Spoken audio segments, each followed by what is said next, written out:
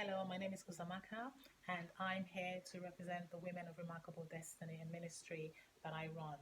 And the purpose of this ministry is to help the recovery process of people who've experienced sexual abuse. As a child, I was sexually abused, and I had over 80 issues.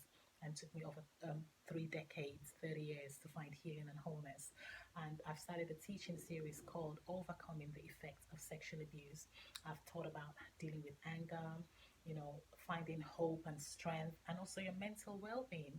So I'd like you to subscribe to our channel. You can find us at YouTube, Facebook, and LinkedIn as the Women of Remarkable Destiny, and Instagram and Twitter at the word O3. I want you to know that you can be healed, so be strong, stay healthy, and link into these teaching series to help your recovery process. Thank you.